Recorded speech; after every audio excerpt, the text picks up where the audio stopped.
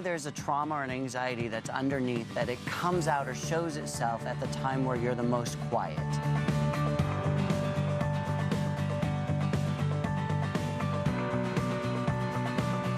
If the house is a mess and things are all over and I haven't had a chance to clean things up and pick things up, I will wake up in the middle of the night. Why do you think that is? Because it's not done. So there's a photograph of that experience, because I just saw you and I saw you see it, right? Yeah. Yeah. Now put that image as if it was up on a movie screen. So it's no longer in your mind. Take that image and drain out all the color now. I'm just gonna invite your shoulder and your hands to let go. And just to drop on back. And to even be able to put your head back if you like. Enjoy this. And it's interesting because you're tuned into me, aren't you? You're free just to rest, to relax, just to be. Welcome back. You're watching Ask Dr. Nandi. Today we're speaking about the one thing that 73% of people don't get enough of, that's sleep. Now we just watched a video we shot last night, and I remember last segment's problem sleeper Karen. Can you believe that she was that relaxed? That's her. And our next guest, please welcome author, teacher, hypnotherapist Peter Bedard. Peter, thank you so much. Thank you. So what exactly happened there? She looked like she was pretty asleep. She went right out. I almost went out looking at that. So what was going on there? Well, we did a very simple little technique. I wanted to test where Karen was with the issue that she was dealing with, because when she came to me, she's like my perfect client, but normally I'd work with the person that has a lot of her issues for a good 6 to 8 weeks. So I just wanted to sort of test and see how suggestible she was, see how attached she was to her issues. She has a stress issue where she's walking around in a high level of stress, and that level of stress has become her norm. So let's say most of us are here, well, she's up here, and it's pretty common, and she's living in that and managing that level. And she's doing a good job of it, but it's taking its toll. She has the pain issue, she has an anxiety issue, and she has a habit. She has several habits that are preventing her from sleeping. So there's a habit of checking the phone. She's an entrepreneur. She's really in love with her business and her company. She wants it to succeed. So she's putting a lot of energy into that. And she's thinking all night about that. So instead of letting her conscious brain come up with the solutions, she's always sort of consciously trying to figure them out and not trusting herself. Because she really is a smart businesswoman. She knows what she's doing, but she doesn't trust it. And so in working with her, we have to work through several layers to really get to the issue. But she responded really well. Karen, how did it make you feel last night? Surprisingly enough, it was pretty cool. I got up once, and typically for me in a hotel setting, 3, 4, 5 times a night, easily. I got up once to go to the bathroom. I unplugged the clock so that I wouldn't look at what time it was, which is one of the things that was suggested by Peter, that, you know, I always had a habit of looking at the clock every time I got up, so then I would know, oh, it's been an hour and a half, or oh, it's been 2 hours now, or oh, it's been 3 hours. So I unplugged the clock. I got up to the bathroom to go to the bathroom. I went back to sleep, and in the morning when I woke up, I realized that there was a clock on the microwave that was in the room, but I never looked at it. I just went to the bathroom and went, and I only did that once. Nice. Yeah.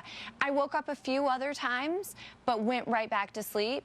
So I think that with anything, it's a step in the right direction. Am I going to be cured overnight? But he gave me some extremely valuable tools to just be able to work through the process. You look super relaxed in that video. I was surprised because I was super relaxed.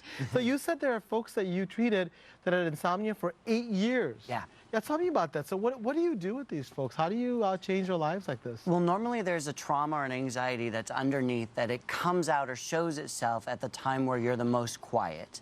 And most people, the time we're the most quiet is at night when we're sleeping. Right. So it comes to the surface at that point. There's no distractions. So I have some very simple exercises that I teach people. I teach people some hypnosis work so they can learn how to do this on their own.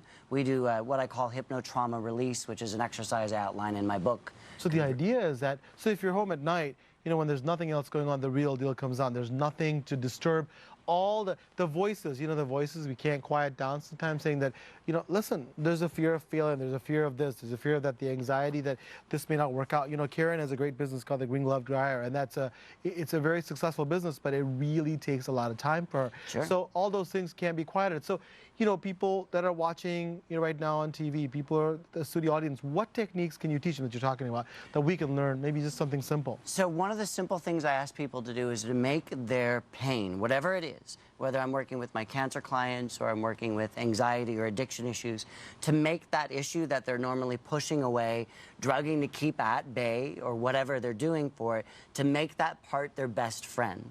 One of my favorite quotes is by Rumi, and Rumi says, "The cure for the pain is in the pain." And I died. I had to heal myself. I had to learn how to walk again. I had fibromyalgia, arthritis, asthma, bronchitis, sciatic, 20 years of chronic pain, all that kind of stuff. You did? I did. And this process that I learned to heal myself is something that I share. And so when I ask people to make their pain their best friend, I'm really asking you to embrace it. To, instead of running away from it, to turn towards it. Pain is one of the best teachers, and it's there for a reason. And it's trying to do something for you, but it gets it backwards. It's trying to benefit you in some way. And when you can actually embrace it and talk to it and develop a relationship with it, it can heal. I mean, we're always having a relationship with our pain, but normally it's a one-sided relationship where we're angry at it, we're frustrated at it, and we want to beat it up and cut it out. And I ask people to take the opposite approach. What if they actually loved it? Because if you were the part of me that was in pain, and I treated you like I treat my pain. I beat it up, I make it wrong and bad, and I'm ashamed, embarrassed of it. And I treated you like that, you probably wouldn't want to be around me. Correct. But you have to be with me because you're part of me. Right. So you're going to fight me on it. But if you embrace it, at least you can. So the idea is, I think, that if you're going to have it, embrace it, make it part of you, so then you can start the healing process rather than rebel against it. The more you rebel, the worse it gets. Absolutely. Great tools. Thank you so much. I really appreciate it. And Karen, thank you for doing that video with us. I appreciate it. We have to take a break. When we come back, my favorite part of the show, we answer your questions. Please stay with us. Yeah, what are some of the mental and emotional effects on a person who hasn't had enough sleep?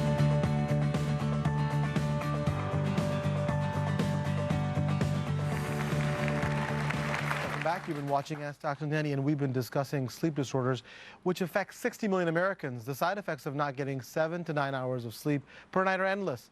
I urge you to be your own health hero and follow a healthy sleep pattern. And now for the favorite part of my show, it's your questions. So you guys ready to answer some questions? Yeah. Sure. All right. First question. Yes, sir. Go ahead, please. Yeah, what are some of the mental and emotional effects on a person who hasn't had enough sleep?